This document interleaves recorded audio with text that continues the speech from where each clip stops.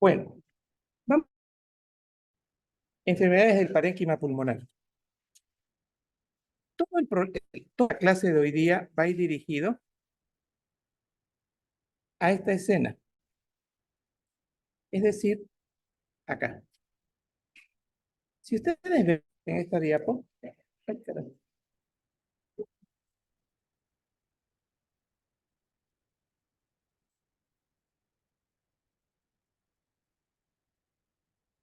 Ya, si ustedes ven en esta diapo, aquí yo tengo el alveolo.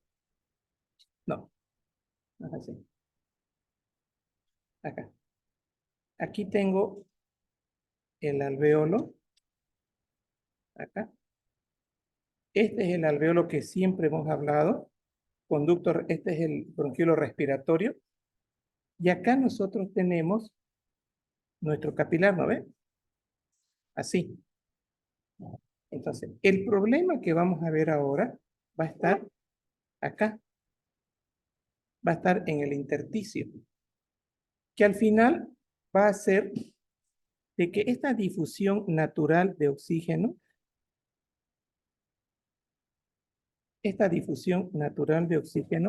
se ve afectada. Por eso es que vamos a ver en el transcurso de la clase, aquí el PO2 es 100 y aquí el PO2 llega con 40 y sale con 97. Y en el dióxido de carbono, aquí nosotros llegamos con 45 y salimos con 40. Entonces, el dióxido de carbono también tiene que eliminarse. Entonces, en la medida de la gravedad de este engrosamiento del intersticio, vamos a nosotros a tener una disminución del PO2 y un aumento del CO2. O sea, este es el resumen. Y ya en la vida real, esta vendría a ser nuestra membrana. Miren ustedes, aquí tengo la luz capilar, fíjense que sería, en realidad, este es el eritrocito y aquí estaría el endotelio. Entonces aquí tengo la luz capilar y aquí tengo el alveolo, que sería esta parte de acá. Entonces, esto, les voy a mostrar una foto que trae este libro del West. Esto se hace grueso. Entonces, al hacerse grueso el intersticio, ahora ya van entendiendo mejor, hay una disminución de la difusión de oxígeno y una retención de dióxido de carbono, porque el intersticio se va haciendo grueso. Bien, ahora, partiendo de esto básico,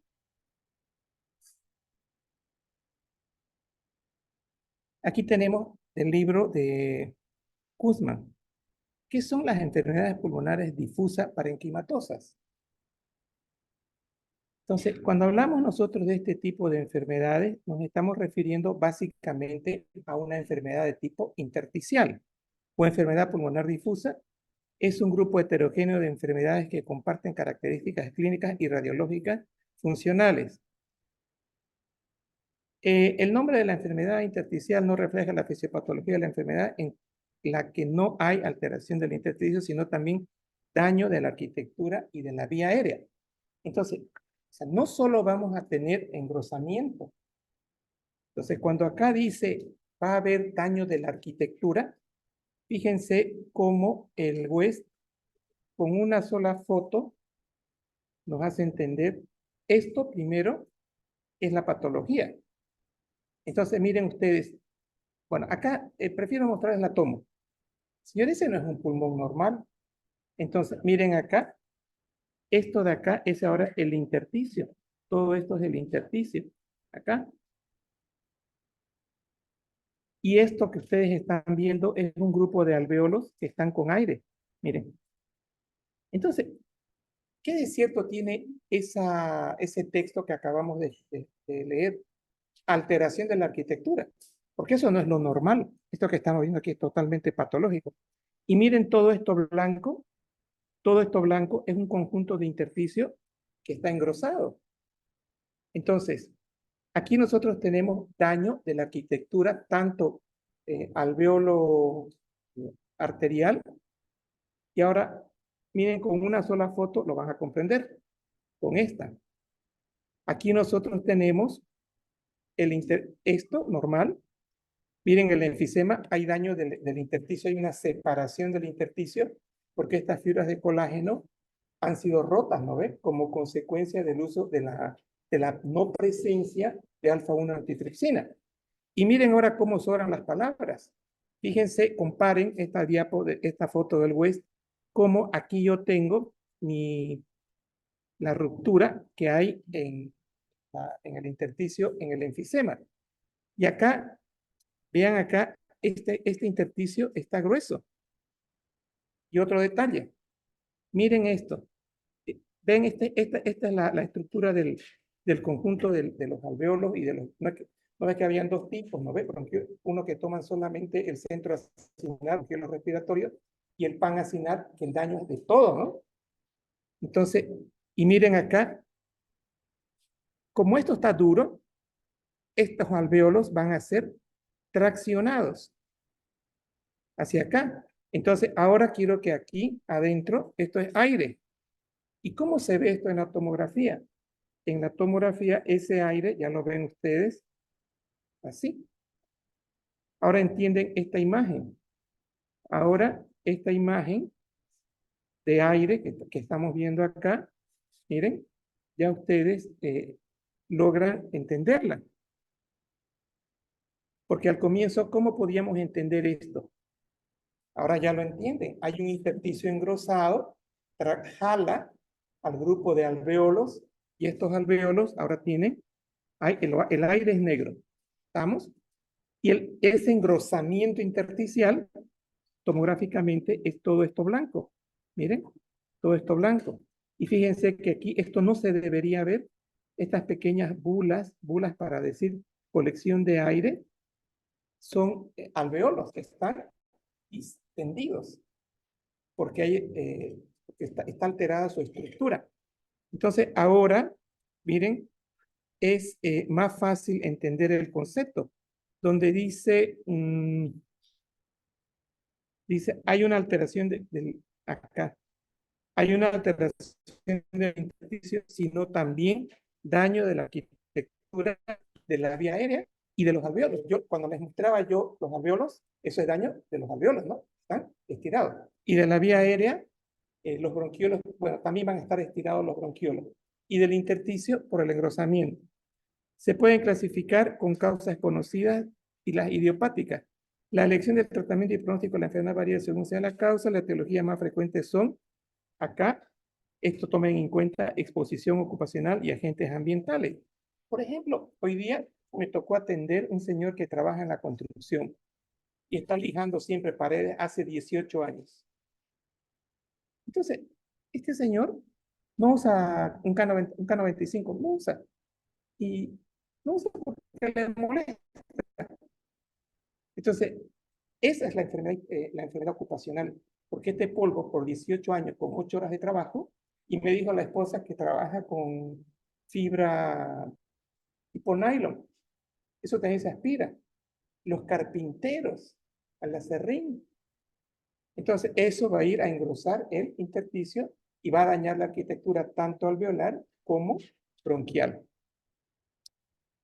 Entonces, son pues, las causas de tipo ocupacional y agentes ambientales, especialmente polvos orgánicos e inorgánicos, toxicidad pulmonar inducida por drogas y daño pulmonar inducido por radiación.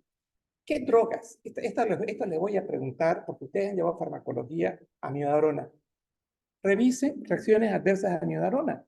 La amiodarona da dos problemas. Puede dar hipotiroidismo, hipertiroidismo y a nivel pulmonar, fibrosis pulmonar. Acaban de ver una fibrosis pulmonar. Entonces, eso hace la amiodarona cuando uno recibe más de 5 años. ¿Qué es reversible? Es reversible. ¿Ya? Entonces, dice drogas y daño pulmonar inducido por radiación.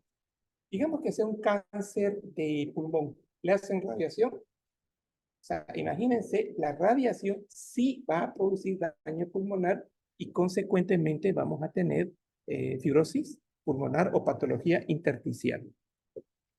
Dice, una categoría nueva de enfermedad pulmonar difusa es la que se conoce como neumonía intersticial con características autoinmunes. Sí, el lupus, el lupus es un ejemplo de que da patología intersticial. Primero puede ser subaguda y luego eso se... O sea, puede ser subagudo y debutar cuando el lupus está activo con una patología intersticial evidente.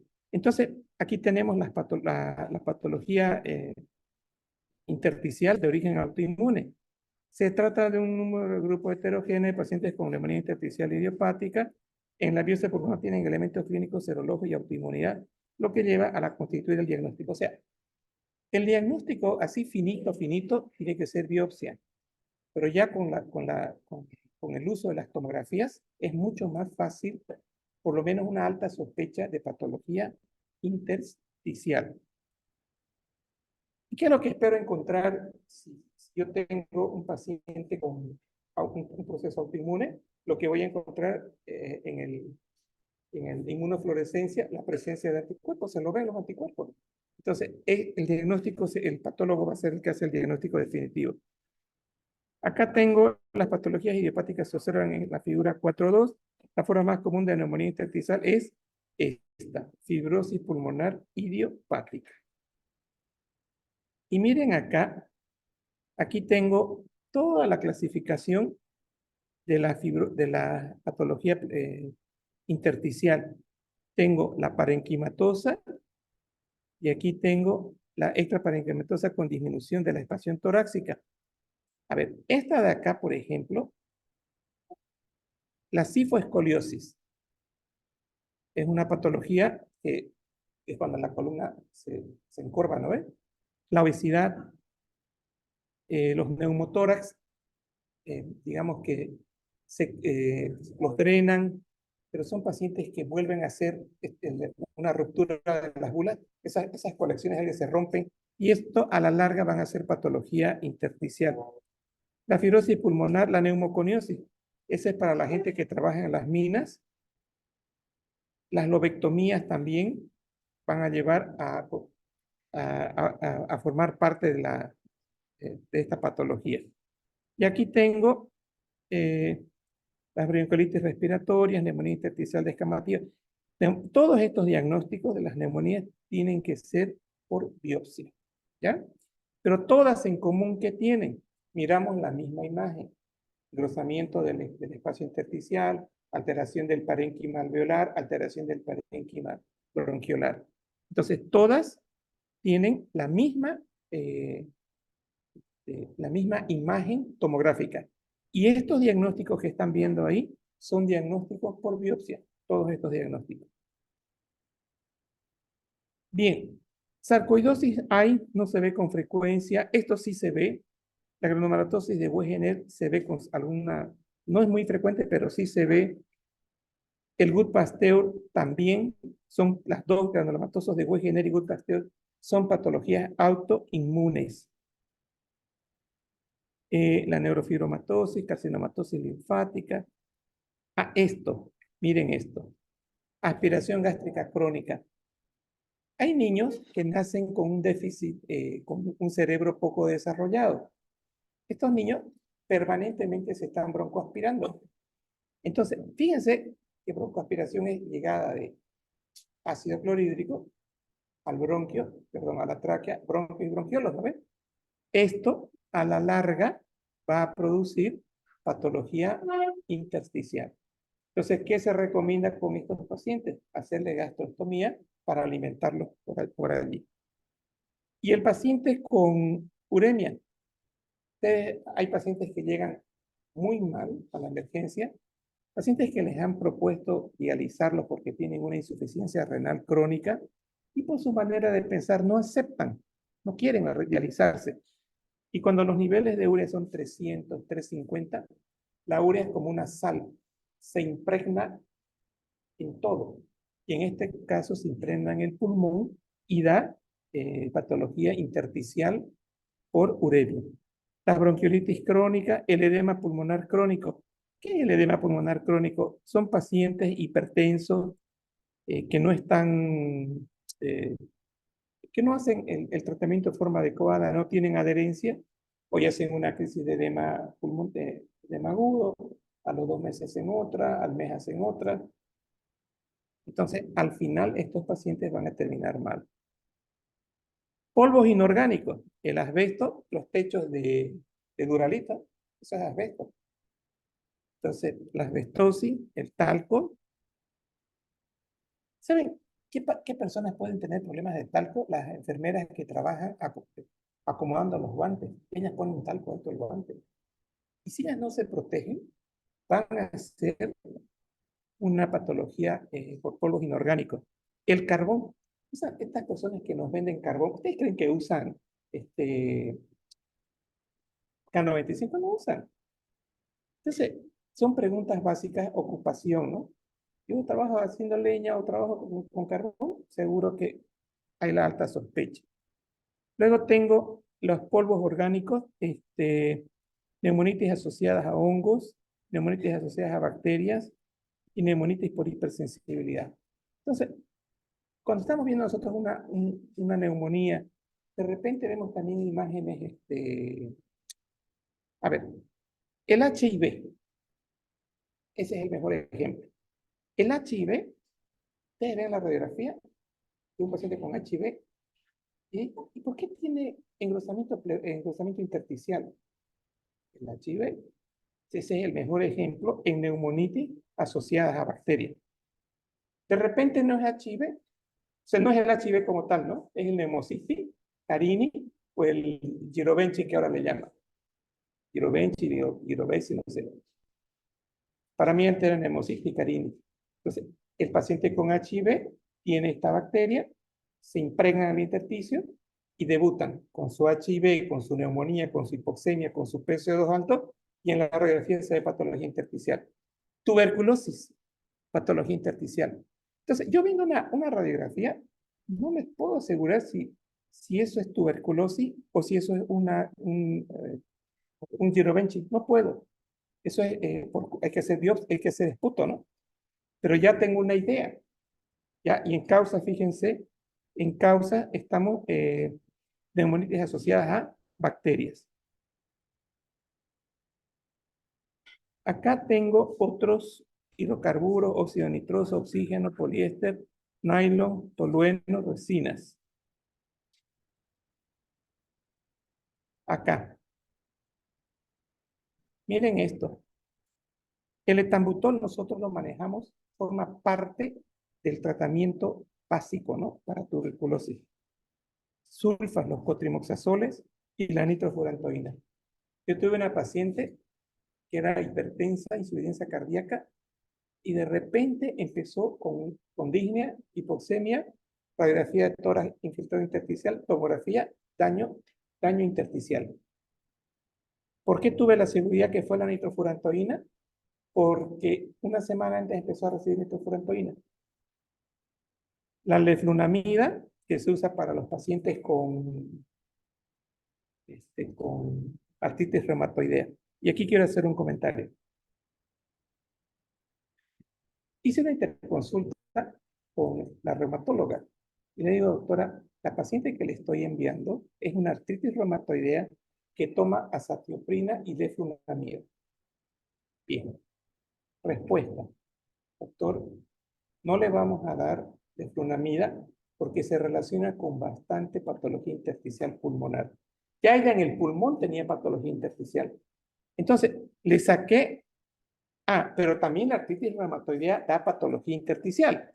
Ya, que haga la artritis, que haga o sea, yo la artritis la puedo controlar con otras drogas, no le sumaré drogas que le puedan hacer daño. Entonces yo en el historial clínico puse, ahí arribita, no debe recibir neflunomida porque tiene patología intersticial. Los AINES, eso es discutible. La miodarona sí, por favor, eso ya lo han aprendido en farmacología. Drogas antineoplásicas.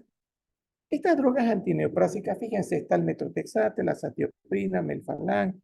O sea, son drogas que las usamos con frecuencia. ¿Y qué le voy a dar entonces a un paciente que tiene artritis? Él recibe leflunomida y necesita metrotexate. Entonces, partamos de una radiografía al inicio del tratamiento. Partamos de que no hay patología intersticial. hacemos una de control al año, no hay nada, hacemos otra al año, no hay nada. Y si empieza a aparecer patología intersticial, la misma enfermedad, la artritis da. Y ahí ya tengo que ver si tendría que cambiar metotrexate y leflunomida. La cocaína, el oxígeno, las estatinas también, pero no he dicho que las estatinas den patología intersticial a todos los pacientes, ¿no? Porque las estatinas se usan con mucha frecuencia y está como una causa, pero no por eso no le voy a dar al paciente. Y acá, fíjense que en 2 párrafos, Kutzman va a hablar de la patogenia. No se sabe cuál es el evento primario que lleva a la neumonía intersticial usal o fibrosis pulmonar idiopática, incluso en enfermedades parenquimatosas de causa conocida como la asbestosis. La hipótesis del daño sería un estímulo repetidos van produciendo una injuria pulmonar secuencial. Esto asociado a factores genéticos, desbalance entre linfocitos Th1, Th2 e inflamación, generarían una cicatrización aberrante y fibrosis. Entonces, normalmente, si yo tengo una injuria por bacterias, ¿cuál de estos dos actúa? ¿Cuál de estos dos se activan? Bacterias. TH1, no TH2. TH2 hemos hablado de que en asma, ¿no ves? TH2 es asma, es un antígeno. Entonces, el TH1 libera sus respectivos citocinas. Si yo tengo, por ejemplo, un paciente con tuberculosis, tengo un paciente con HIV, que puede ser el mismo, ¿quiénes van a estar actuando ahí? Los TH1. Entonces, ahí vendría las citocinas, son las encargadas de alterar el intersticio. Pero, ¿cuándo va a haber patología? Y aquí está la palabra clave. Aquí dice desbalance. Entonces, cuando se pierde ese equilibrio y predominan los TH1 o predominan los TH2, ahí ustedes ya automáticamente tienen que ver un flujo abundante de citocinas en el intersticio que estarían causando el daño intersticial. Pero tiene que haber un factor genético, ¿no? Tiene que haber algo que uno no tenga bien para que este desbalance sea muy dañino. ¿Por qué la mayor parte de los tuberculosos no tienen ese desbalance? Porque no tienen un factor genético. O sea, el factor genético está metido ahí. Primero ocurre un daño tisular que afecta a los vasos sanguíneos y el epitelio. El daño vascular produce activación del endotelio con aumento de la permeabilidad vascular que que favorece el exudado de proteínas plasmáticas en el espacio extravascular. Hay trombosis y trombólisis variable. Señores, inflamación hemos venido repitiendo hace tiempo. Y cuando nosotros hablamos del proceso inflamatorio,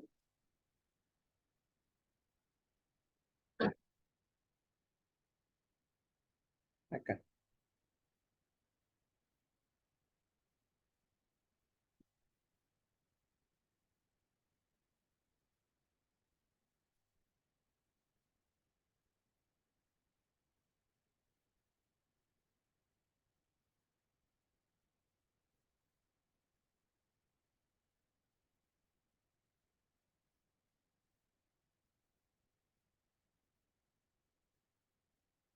miren esto.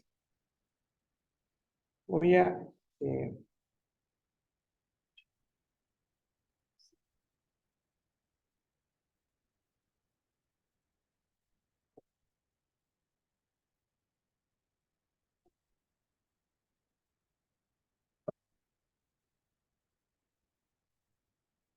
acá,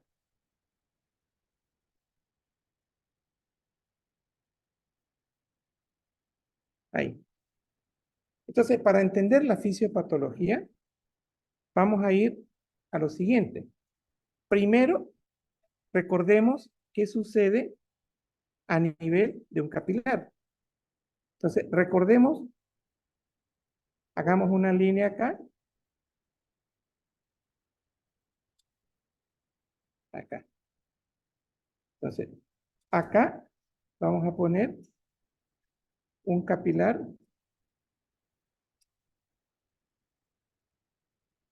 Aquí vamos a poner un capilar normal. ¿Qué necesita un capilar normal siempre? Endotelio, endotelio, endotelio, ¿verdad? Y ahora, ¿cómo es un capilar patológico? Tengo endotelio, endotelio y endotelio. Entonces, los espacios van a estar aumentados. Y esto lo vamos a conocer con el nombre ¿de qué? Aumento. Exacto. Entonces, todo proceso inflamatorio va a ser por un aumento de la permeabilidad. Entonces, tenemos acá el aumento de la permeabilidad de los vasos sanguíneos. Y acá yo tengo mi alveolo. Mi alveolo que también tiene su membrana. Esto es fisiológico, que favorece el exudado de proteínas plasmáticas. Señores, si esto está aumentado, yo aquí tengo albúmina, ¿no? Tengo también globulinas. Entonces, todo este aumento de la permeabilidad va a llevar a que estas albúminas y estas globulinas salgan hacia el intersticio. Y eso se traduce con una palabra, exudado. Escuchen esto, escuchen esto. El exudado solo se ve cuando hay aumento de permeabilidad. Edema agudo, Emilio, ¿no? ¿Tu nombre? Edson. Edema agudo de pulmón, pero por hipertensión pulmonar venocapilar. No hay exudado. Escuchen esto. Hay trasudado. O sea, lo que hay es agua pura en el intersticio. Pero si yo estoy hablando de patología intersticial, yo estoy hablando de exudado. Y la palabra exudado para cualquier patología pleural, intersticial, la que ustedes quieran, exudado es esta la imagen mental que tienen que tener. Es aumento de la permeabilidad, fuga de proteínas hacia el espacio intersticial. Entonces, en el marco teórico, aquí tenemos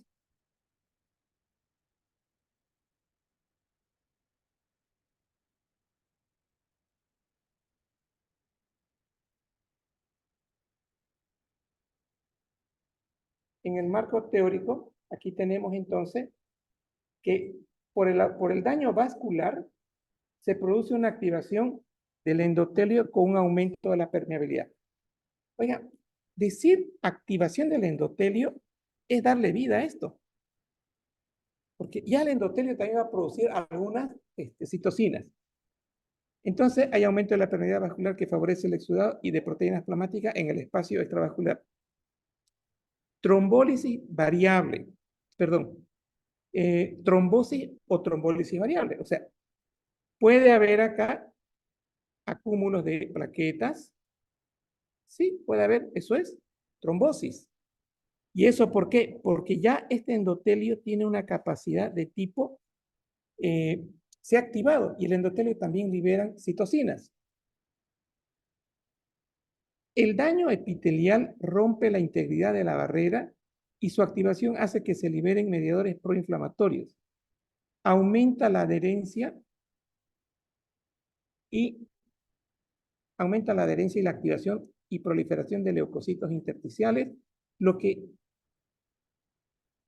al infiltrar de forma crónica el parénquima pulmonar y paredes alveolares aumenta la producción de colágeno y su depósito a nivel pulmonar.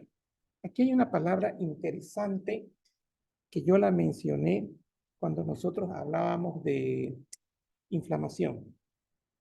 Cuando nosotros hablamos de inflamación, dijimos lo siguiente. Endotelio, endotelio, ya tiene vida este endotelio, ¿no ves? ¿Qué pasa con esta bacteria, con este anticuerpo acá? Perdón, con este neutrófilo. ¿Qué pasa con este monocito? ¿Qué fue lo que ustedes aprendieron? Hoy les recuerdo. Este monocito se va marginando, ¿recuerdan?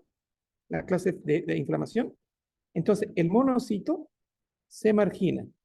Paso número 1. Paso número 2. El monocito se une al endotelio. Y eso es adherencia. Paso número 3.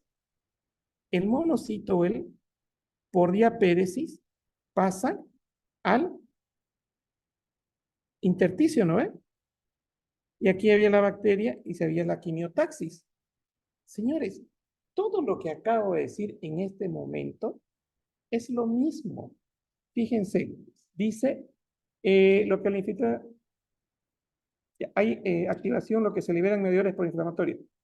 Aumenta la adherencia, la activación y la proliferación de leucocitos intersticiales. ¿Es lo mismo o no es lo mismo? Solo que ahora ya está dirigido a una patología. Entonces, cuando dice leucocitos, bueno, me está diciendo que también van a poder pasar eosinófilos, sí. Pero quiero que manejemos el texto de inflamación que aprendimos en los primeros capítulos. Es adherencia, marginación, mejor dicho, la marginación es la adherencia, es marginación, adherencia y diapédesis. ¿De qué? De dos tipos de elementos. Macrófagos y ahora. Y cuando ya revisamos el tema de patología, insuficiencia renal aguda, vimos que en el intersticio estos monocitos liberaban sustancias mediadores, ¿no? Proinflamatorios, que hacen que lleguen más neutrófilos, que hacen que lleguen más monocitos. Y aquí el texto dice, de forma crónica, o sea, lo que al infiltrar de forma crónica el parénquima pulmonar y las paredes alveolares aumentan la producción de colágeno y su depósito a nivel pulmonar. Entonces, acá, estos monocitos que estamos viendo ya empiezan a dañar las células endoteliales de los alveolos. Entonces, hay mucho colágeno acá, demasiado colágeno, y el colágeno, esto de acá, a nivel intersticial, va a causar engrosamiento también. Entonces tengo abundantes neutrófilos, macrófagos, proteínas, colágeno. Ahora entienden por qué el intersticio se engrosa. Y dice, en forma crónica. Mañana yo voy a trabajar con asbesto, otra vez se inflama. Hoy dejo de vender carbón, pero los que venden carbón, estoy vendiendo carbón, estoy aspirando el antígeno, el material inorgánico, y se está activando este proceso inflamatorio que acabamos de ver. Entonces vean que si ustedes ahora, cuando están leyendo nuevamente para insuficiencia renal aguda, es lo mismo. Si ustedes revisan con detalle, es el proceso inflamatorio. Y los responsables de agudizar el proceso inflamatorio van a ser los macrófagos con sus mediadores y los neutrófilos con sus respectivos mediadores. Bien, luego dice, ojo, y que también hay daño del alveolo.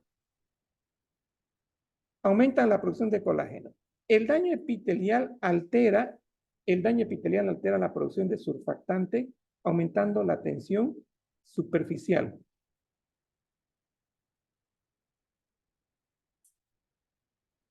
Cuando yo hablo de surfactante, yo estoy hablando de los neumocitos tipo 2, ¿no?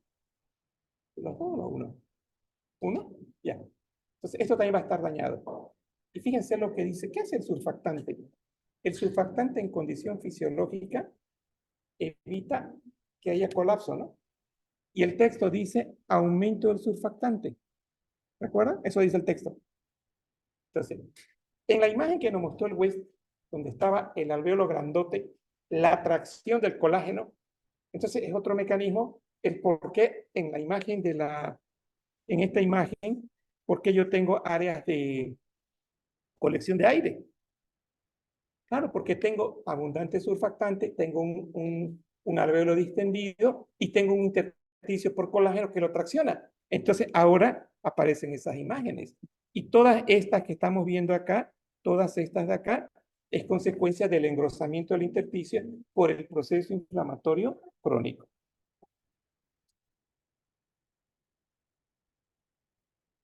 Llevando a la fibrosis progresiva severa, fibrosis progresiva severa, y a la destrucción de la arquitectura normal del pulmón. Eso ya lo entendieron, ¿no? Destrucción de la arquitectura normal del pulmón es por el exceso de colágeno, el proceso inflamatorio intersticial allí. Se producen múltiples espacios quísticos. Esto de acá son los espacios quísticos. Quístico es para decir una ampollita con agua, quístico. Pero cuando yo estoy hablando en el pulmón, espacio quístico es un espacio que aquí se los estoy mostrando, es un espacio, esto, ahora la pregunta es, lo voy a agrandar, ¿qué es esto?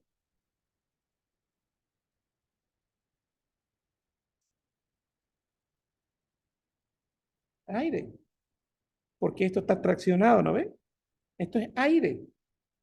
Eso es lo que se conoce con el nombre de espacio quístico. ¿Esto? Y acá, esto es lo que ustedes ven ya en la vida real, los espacios quísticos. Listo. Entonces, tenemos ahí la fibrosis progresiva, severa, y la destrucción de la arquitectura normal del pulmón. Esta es la arquitectura, todo esto está alterado. Esto no es un pulmón normal. Todo esto es alteración de la arquitectura del pulmón. Se producen, miren, espacios quísticos llenos de aire formados por los bronquiolos terminales y respiratorios dilatados, el llamado pulmón en panal de abeja. Señores, la clase anterior, nosotros vimos, en la clase anterior dijimos esto.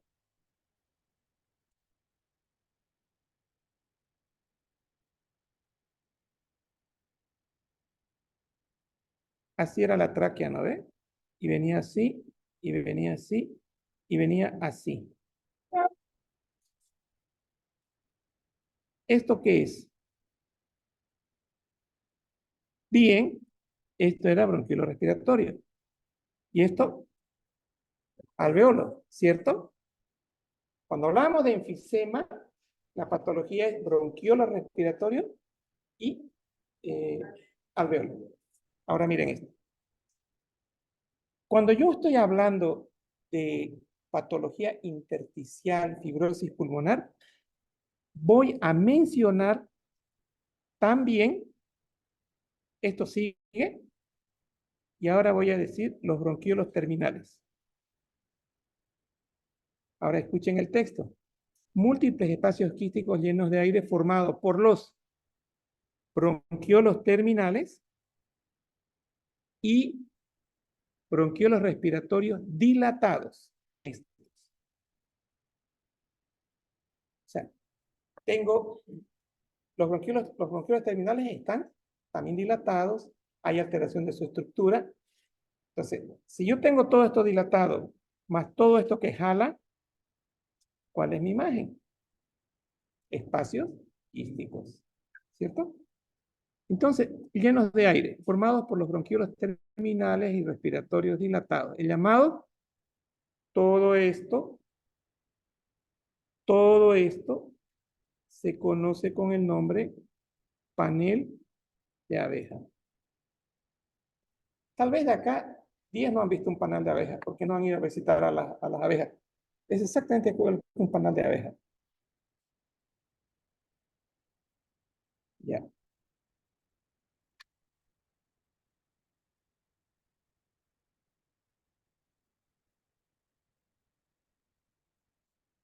El que se acompaña de obliteración del lecho vascular. ¿Quién traduce ese término? obliteración del lecho vascular.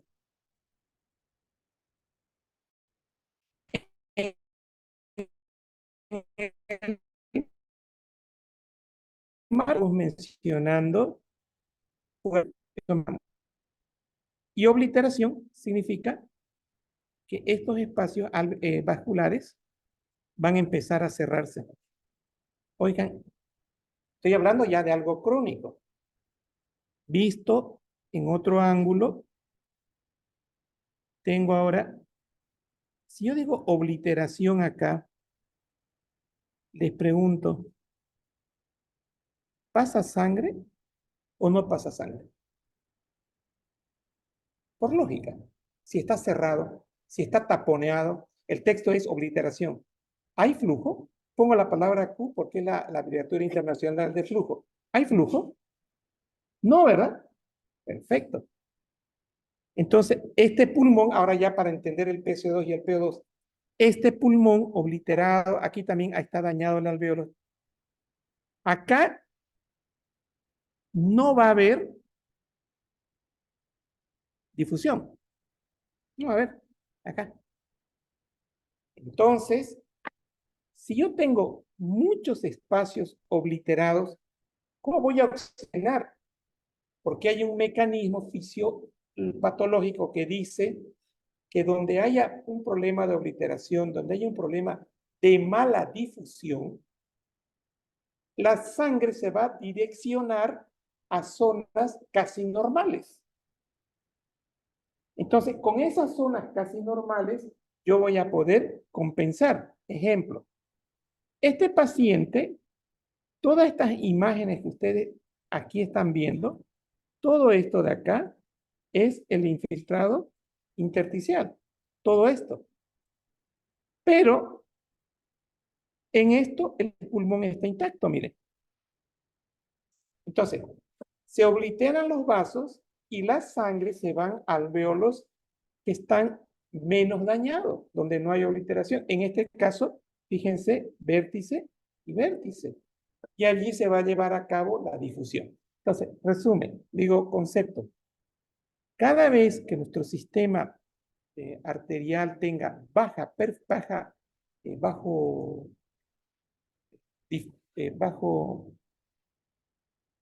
flujo por obliteración, el concepto es redistribución de sangre a las zonas donde no hay obliteración y consecuentemente, ¿qué vamos a tener? Difusión de PO2 y difusión de dióxido de carbono. Pero miren, estoy hablando de que con un tercio está viviendo este paciente. Entonces tengo, y acá dice, hay obliteración del lecho vascular y bronquiectasias por tracción.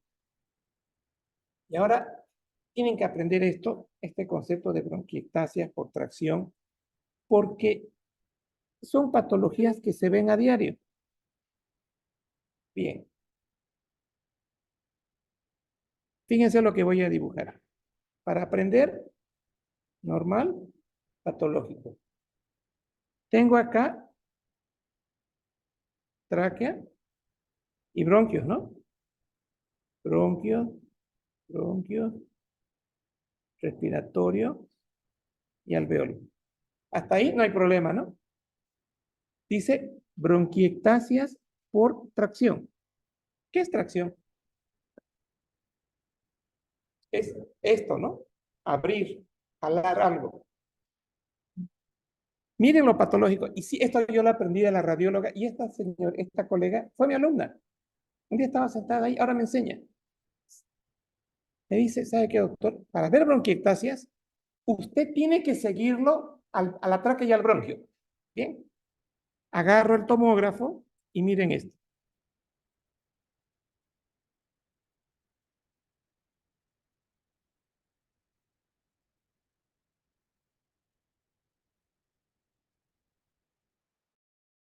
Se ve, ¿qué es eso? Señores, yo lo veo, esto es aire, ahora va a ser aire esto. Esto es negro.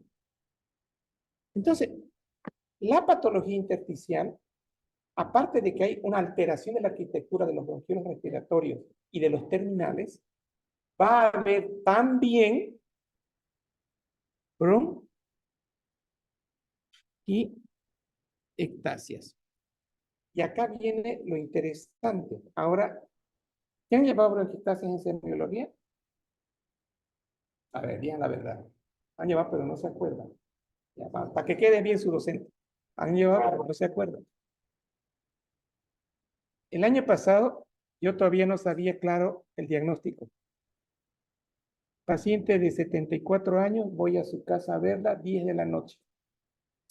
¿Qué es lo que veo? Señores, doctor, acérquese. Un bacín, ¿conocen bacín? Es una colección de lata o plástico. Digo, es una bacenilla, que antes se usaba harto, ahora ya no se usa. Un bacín, la mitad con flema, verde, hedionda. Y el médico tiene que mirar eso. Ella le iba echando algodón ahí, y a pesar que le echaba algodón, la flema rebalsaba. Señores, tuvo que pasar un mes después para entender que eso era bronquiectasia. ¿Qué es la bronquiectasia? La bronquiectasia clínica es cuando el paciente tiene una tos y expectora más de 150 ml en un día. Ahí tenía como 300 ml de flema, de 6 horas. Y yo hago la tomografía, ¿y qué tengo que ver en la tomografía? Esta imagen. Esta. ¿Y qué va a terminar? En estos quistes. Pero para entender realmente, para entender realmente el asunto de la bronquiectasia, me enseñó la doctora, que ahora ya es una súper profesional, señores, a cómo identificar bronquiectasia.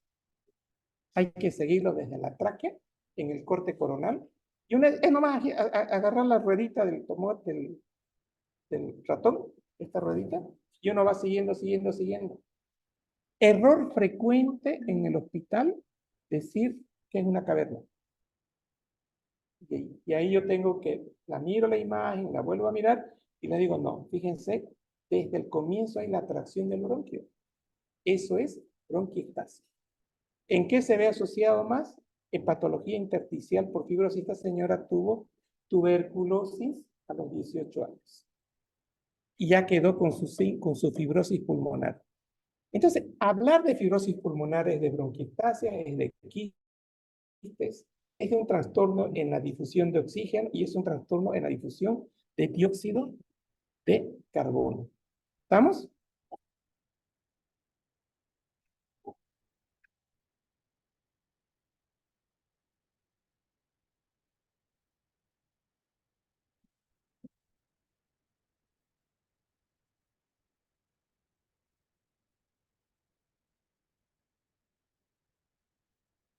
El engrosamiento del intersticio. Quiero que le pongan al intersticio ahora carpicola. El engrosamiento del intersticio de la pared alveolar produce disminución de la distensibilidad, aumento de la retracción elástica y alteración de la vasculatura. O sea, de entrada dijimos que ya la vasculatura estaba alterada. ¿Y cómo justifico esa verdad?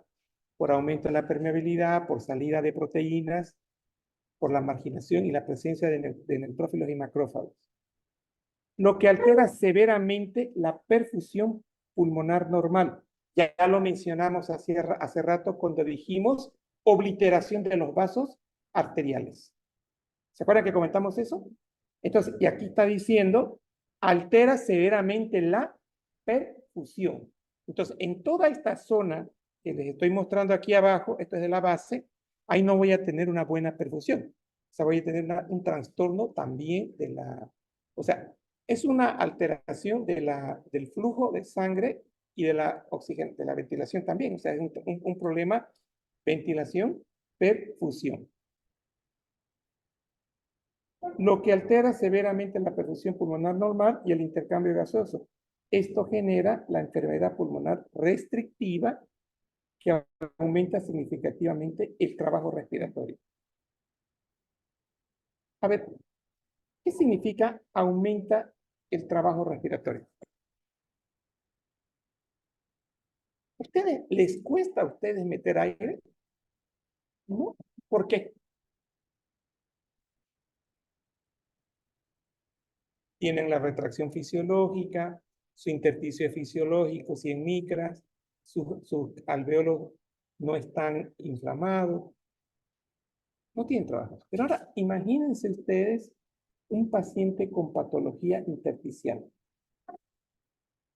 Tiene que hacer más fuerza para meter aire, ¿no? Tiene que usar más músculos para meter aire. Eso significa aumento del trabajo respiratorio.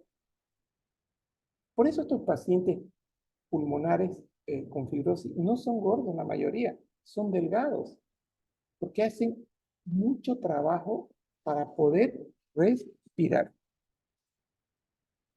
Bien, ¿cuáles van a ser ahora las alteraciones funcionales? La distensibilidad del pulmón fibrótico está disminuida, eso significa que se debe ejercer mucha presión para provocar pequeños cambios de volumen. Los mecanismos por los cuales se produce una disminución de la distensibilidad pulmonar son, y dijimos hace rato que la fibrosis, el colágeno, hacía que el pulmón no tenga distensibilidad. Dicho de otra manera, una vejiga de cumpleaños, cambiémosla ahora por un bladder de fútbol. ¿Será que ustedes la van a poder inflar? Yo no podría. ¿Ustedes? Bueno, porque la estructura de la pared es diferente a la estructura de la vejiga. Entonces, a eso es lo que se está refiriendo el texto donde dice, hay una disminución del volumen, ¿dónde está? Aquí. Se produce una disminución de la distensibilidad pulmonar. ¿Cuáles son las consecuencias de la disminución de la distensibilidad pulmonar? Disminución del volumen y pérdida de alvéolos reemplazados por espacios poco ventilados. Señores, esto que estamos acá viendo, si yo tengo bronquiectasia, no, mejor así, mejor así, mejor así. Fisiológico.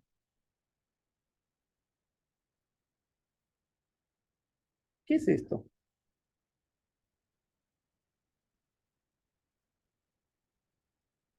¿Qué es eso? Esto, el alveolo. Esto, tráquea, bronquios, bronquiolos, todos. Exacto. Esto es inspiración y esto es expiración. Señores, esto lo saqué del West, esto lo aprendí hace unos 15 años atrás. Es el mejor dibujo para entender el concepto de ventilación. Acabamos de ver nosotros que tenemos una parte de los bronquios que están alterados, los bronquiolos respiratorios tienen aire, hay una destrucción de la pared alveolar y hay una destrucción de los vasos, ¿cierto? Entonces, si yo tengo todo esto que estoy mencionando,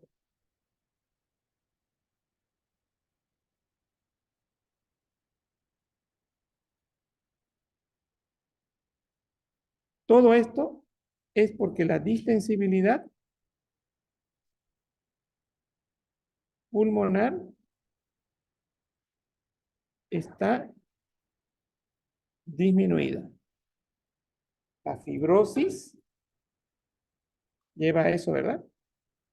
A una disminución de la distensibilidad. En eso no hay duda. Y aquí tengo, faltan aquí las bronquiectasias, ¿no?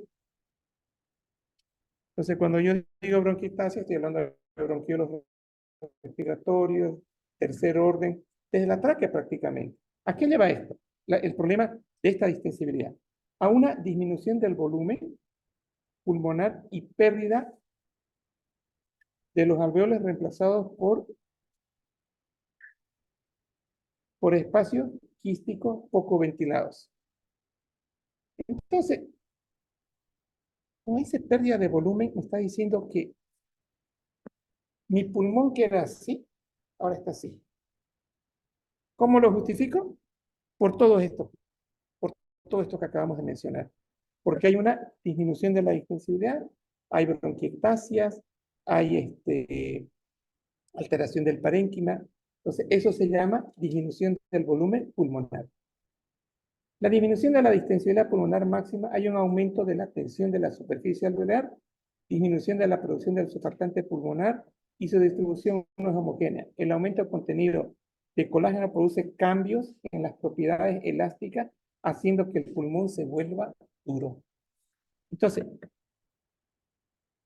el aumento del colágeno en todo este intersticio, lo que les decía, lo endurece al pulmón. Es un pulmón bañado por capicola. Y no solo bañado, en el intersticio también. Entonces, ¿por qué yo tengo disminución de la distensibilidad? Porque tengo fibrosis. O sea, la fibrosis, aquí, la fibrosis causa ese problema.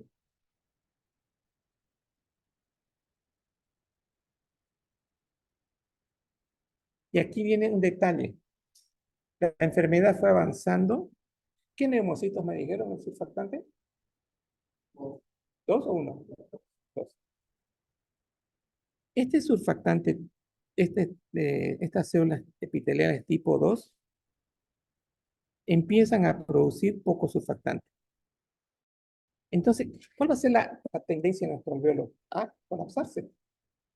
Entonces, hay mucho colágeno, hay disminución del surfactante y hay una tendencia al colapso. Mala oxigenación. Por otra parte, los volúmenes pulmonares están estáticos, es decir, todos los volúmenes pulmonares están disminuidos, pero sus proporciones relativas están conservadas. La capacidad pulmonar, la capacidad vital y el volumen residual. A ver,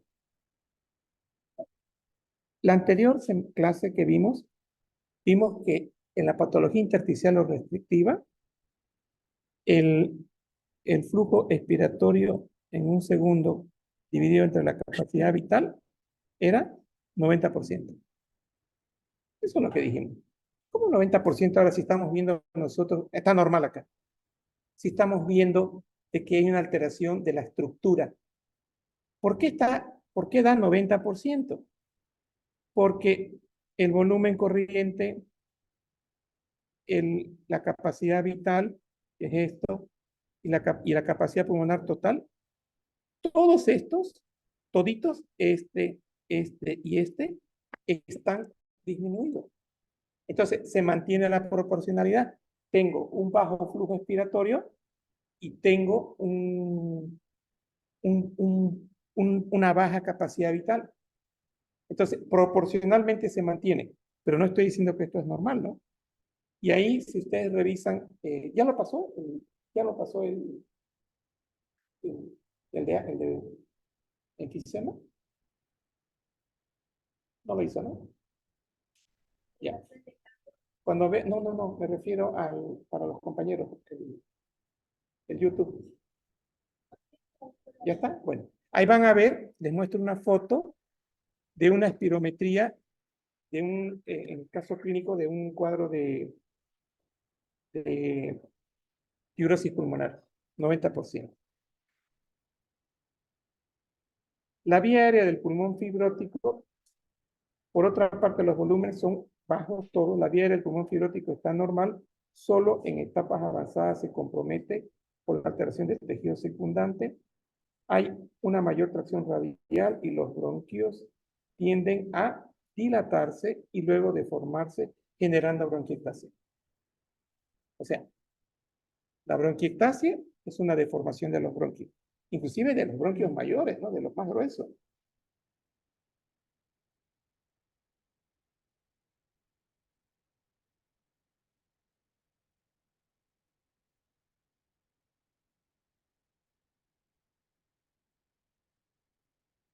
Por esto la resistencia labial está conservada e incluso disminuida.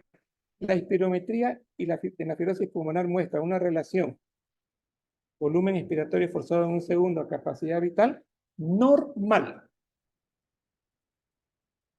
¿Les quedó claro? Normal. En el asma, ¿cómo está? Menos del 80%, 70%. Entonces, por favor, puedo yo preguntarles en el examen, ¿no? ¿Qué pregunta creen que voy a hacer? Ya, con una sola opción. Ah, y aquí, ahí está. Ahora agradezcanle a él, que está de azul, Carlos, que por su insistencia de usted, se ha decidido que el 60% de las preguntas del examen van a ser con una opción. Él fue el que empezó esta lucha, esta bola de nieve que llevó a esta decisión. Ya, no me diga 70 ni 80, 60. Entonces, señores, la capacidad,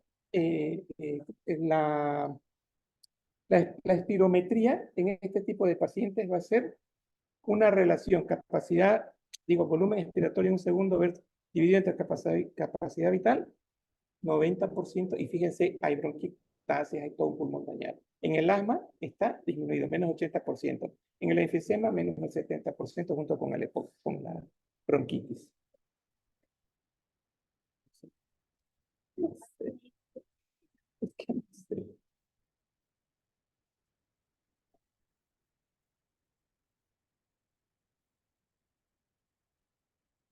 No me acuerdo.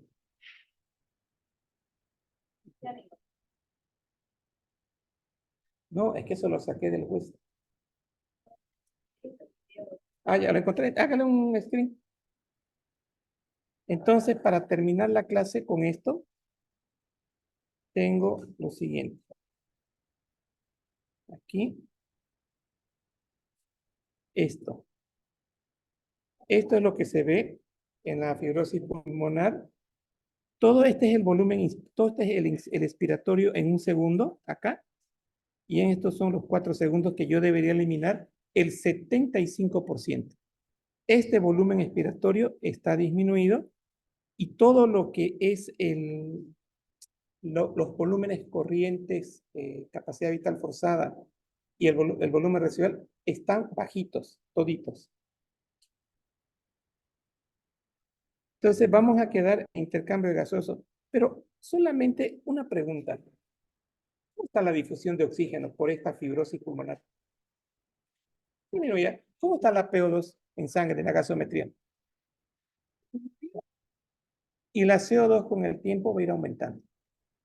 Entonces, todo eso es lo que aquí dice en intercambio gaseoso.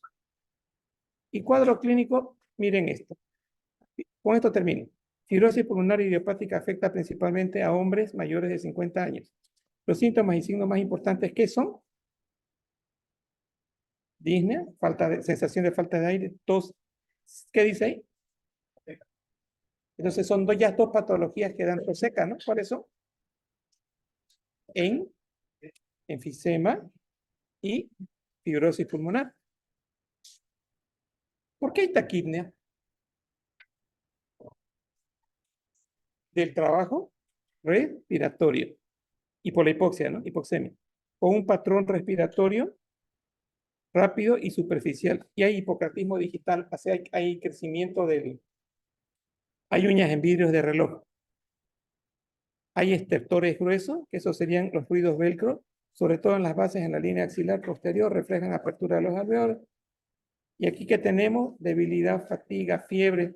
Hay que preguntar si hay artralgia para pensar en patología reumática, si hay fotosensibilidad, si las caritas se hacen alas de mariposa, pensar en lupus, fenómenos de Raynaud, agarran agua fría, con, digamos, un vaso con hielo y se hace blanco y los dedos están rojos. Hay boca seca, puede haber ojo seco. Oye, es triste. La gente que tiene ojo seco va al velorio de su madre o de sus hijos y no lloran. No pueden llorar, no tienen lágrimas. Ojo seco.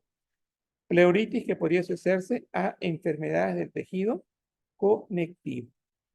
Bien, entonces prácticamente hemos visto todo el capítulo de fibrosis pulmonar. Para los que veo que han venido gente nueva, sí, hay gente nueva y no entiendo por qué han venido ahora, la verdad. Ah, se equivocaron. Bueno, escuchen, para los que han venido, yo dicto fisiopato, pero ¿cómo? Ya. A ver, Tamara, parece. No se vaya, no se vaya.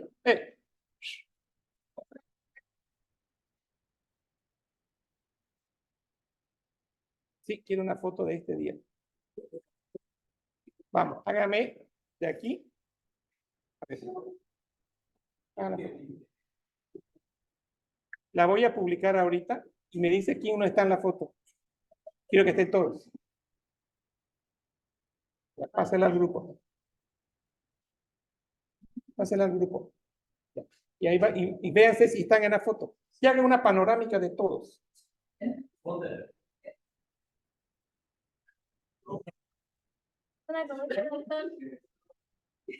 Una conmigo. A ver.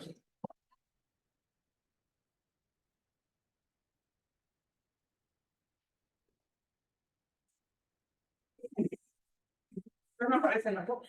Yo no quiero salir, ¿cierto? Ahí sale Esta es todo. la que va.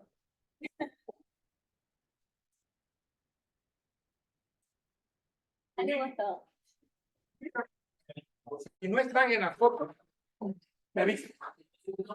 Vamos, se vayan un ratito, pues. Si no están, tienen que aparecer. Un rato. ¿Qué hago acá? Dile a ese cuadradito.